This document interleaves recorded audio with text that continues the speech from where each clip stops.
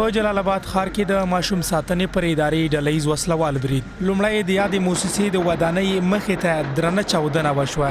له چاودنې وروسته افغان ځواکونو سیمه کلابنده کړه او په دې هڅه کې شول څو د ودانۍ دننه وسلوال له منځه یوسي او بند پاتې خلک وژغوري. ولسمشرۍ ماڼۍ د یوې اعلامیې په خپرولو سره دا یو بشري جنایت بللی. بلخوا د افغانانو لپاره د بشري او پرمختیایي مرستو همغږي کوونکې ادارې له دولت ضد وسلوالو غوښتي څو خیریه ټولنې چې موخه یوازې اړمنو سره مرسته ده نه په نښه کوي. د ننګرهار ولایتي ادارې د ویان په خبره بریدګر 15 تنه او له 10 ساعتونو نښتې وروسته ټول له منځه ولاړل. نوموړی وایي د برید د ځنډ علت د هغو 40 تنو ژغورلو چې د ودانۍ دننه بند پاتې وو. یادې پیښې چې شاوخوا نږدې 10 ساعتې دوام درلوده او نږدې 7 بجې پای ته ورسېده.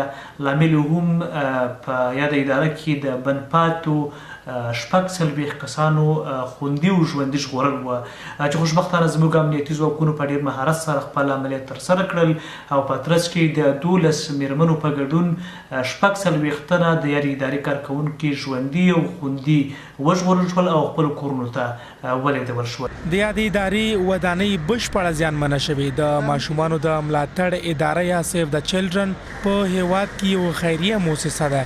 د والي د ویان په وینا لومړی یو ځانمرګي د دې موسسې د دروازې مخ ته ځانمرګي برید ترسره کړ او څلور نور یې له امنیتي ځواکونو سره نښته پیل کړه چې له 10 ساعتونو نښتې وروسته ټول وژل شول.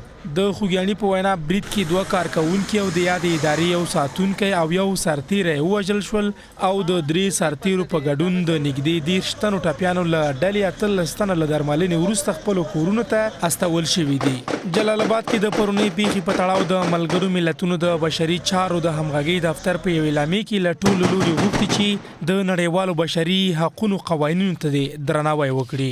د ملګرو ملتونو په وینا په 2019 میلادي کال کې په افغانستان کې د خیریه موسسو 19 کارکوونکي ووژل شول او 22 نور ټپیان شول.